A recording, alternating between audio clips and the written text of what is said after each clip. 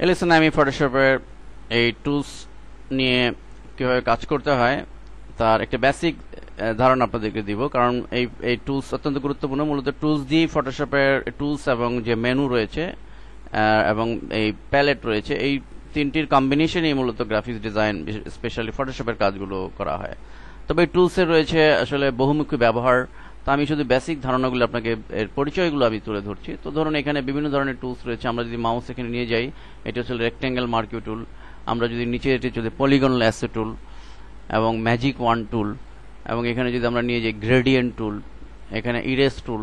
তো আসলে এক একটি টুলের এক একটি নাম রয়েছে। এখন শুধু নাম বললে তো আর আপনি এটির কার্যকারিতা বুঝতে পারবেন না।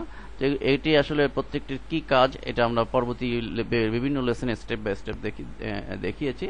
শুধু বেসিক আপনি নামগুলো সম্পর্কে জানেন এবং এটির এবং এখানে শুধু একটি করেই নয়, লক্ষ্য করুন এখানে যদি আমরা এই ইসে ক্লিক করি, রেক্টেঙ্গেল মার্কিউ টুল একটি ক্লিক করে চেপে ধরি, তাহলে এর সাথে সাথে আরো 4টি টুল, এটি রিলেটেড 4টি টুল এখানে রয়েছে। ইলেকট্রিক্যাল মার্কিউ টুল, সিঙ্গেল রো মার্কিউ টুল, সিঙ্গেল কলাম। তো ক্লিক করে চেপে ধরলে আমাদের আরো টুলস বের হয়ে আসবে। একইভাবে অন্যান্য যে সমস্ত টুল রয়েছে এগুলোতেও যদি আমরা চেপে ধরে রাখি, এর রিলেটেড আরো টুলস আমরা পাবো কাজ করার জন্য। এবং এখানে রয়েছে ফোরগ্রাউন্ড কালার, এটি বাই ডিফল্ট হোয়াইট রয়েছে। আমরা যদি অন্য কোনো কালার সেট করতে ক্লিক করলেই আমাদের কালার পিকার আসবে। এখানে জাস্ট একটি ক্লিক করব, এখান থেকে যে কোনো কালার সিলেক্ট করলে, লাইক এই কালারটি যদি সিলেক্ট করি, ওকে দিই, তাহলে আমরা এখানে দেখতে পাচ্ছি ফোরগ্রাউন্ডে এই কালারটি আসছে। অর্থাৎ আমাদের কালার নিয়ে কাজ করতে গেলে এই কালারটি আমরা পিক করতে পারবো। এবং এটি হচ্ছে ব্যাকগ্রাউন্ড কালার, এটির মধ্যে ক্লিক করলে আমরা ভিন্ন ডিফারেন্ট কোনো কালার যদি সিলেক্ট করে দেই, ওকে দিলাম, নিচে ব্যাকগ্রাউন্ড কালার চলে আসলো। এবং এখানে এডিট কুইক মাস্ক টুল, এটি আমাদের অ্যাডভান্স কাজ করতে গেলে এই টুলটি প্রয়োজন হবে। এটি আমাদের চেঞ্জ স্ক্রিন মোড, এটি ক্লিক করলে দেখুন স্ক্রিন মোড চেঞ্জ হয়ে যাচ্ছে।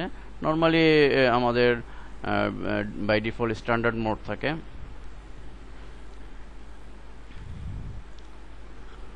তো আরেকটি গুরুত্বপূর্ণ বিষয় হচ্ছে যে এই প্রত্যেকটি টুলেরই অপশন বার আছে, যেগুলো আমাদের কাজ করতে গেলে প্র্যাকটিক্যালি আমাদের প্রয়োজন হবে। লাইক আমরা যদি ধরুন এখানে এই টুলটাতে ক্লিক করি, দেখুন এর অপশন বারে এই উপরের দিকে এইটি হচ্ছে অপশন বার।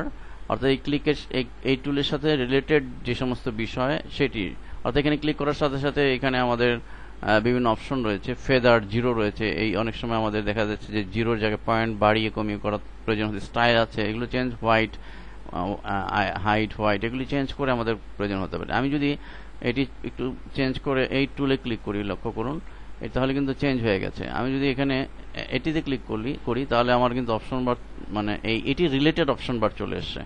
হ্যাঁ, ধরুন আমার এই স্ট্যাম্প টুলে এখানে 31 আছে, আমি এখানে ক্লিক করে আমি যদি বাড়িয়ে দিই, এখানে 94 দিলাম 1, তাহলে আমার এই যে এইটি বড় হয়ে গেল। হ্যাঁ, হার্ডনেস আমি ইচ্ছা করলে বাড়িয়ে কমিয়ে দিতে পারি। তো মোট কথা, এবং আমি গ্রেডিয়েন্ট টুলে ক্লিক করলে এটির কিন্তু অপশন বার এখানে চলে আসছে। হ্যাঁ, এখানে ক্লিক করলে আমাদের বিভিন্ন গ্রেডিয়েন্ট চলে আসবে। তো মোট কথা প্রত্যেকটি টুলের সাথে এটি রিলেটেড অপশন বার চলে আসবে, এবং এই অপশন বারের বিভিন্ন প্যারামিটার চেঞ্জ করার মাধ্যমে আমাদের কাজ করা লাগবে। এখন অনেক সময় এমন যদি হয় যে আপনি চেঞ্জ করলেন কিন্তু আপনি বুঝতে পারছেন না যে এটি আসলে কোনটি অ্যাপ্রোপ্রিয়েট, পারফেক্ট, তখন আপনি ইচ্ছা করলে এটি রিসেটও করতে পারবেন। তো রিসেট করার জন্য ধরুন আমি এখানে একটি জিনিস চেঞ্জ করেছিলাম, এটির ক্লোন টুলে 149। তো এটি আপনি নর্মাল কি ছিল সেটি যদি আপনি করতে চাই, তাহলে এই যে পয়েন্টার রয়েছে এখানে ক্লিক করব, এই পয়েন্টারে ক্লিক করব, এখানে ক্লিক করে রিসেট অল টুলস, এখানে ক্লিক করে ওকে। তাহলে দেখুন ওকে দেওয়ার সাথে সাথে এটি কিন্তু আগের মতো চলে এসে 21 ছিল 21 চলে এসছে। মোট কথা এই অপশন বারে যদি কোনো চেঞ্জ করে থাকেন আপনি, এবং সেখানে এই চেঞ্জটা আপনি যদি বুঝতে না পারেন যে নর্মাল ডিফল্ট ভ্যালুগুলো কি ছিল সেটি, তাহলে আমরা রিসেট অলে গিয়ে, এখানে রিসেট অলে গিয়ে অলে যদি ক্লিক অল টুলসে ক্লিক করি, তাহলে অটোমেটিকলি আমার ফটোশপ তার নিজস্ব ডিফল্ট যে সেটিংস আছে সেই সেটিংস করে নেবে। তো আশা করি বুঝতে পেরেছেন আপনারা। তো আমরা নেক্সট লেসনে এই সমস্ত এগুলো নিয়ে বিস্তারিত আলোচনা করব, এবং এই সমস্ত টুলস এবং মেনু এবং প্যালেট, বিভিন্ন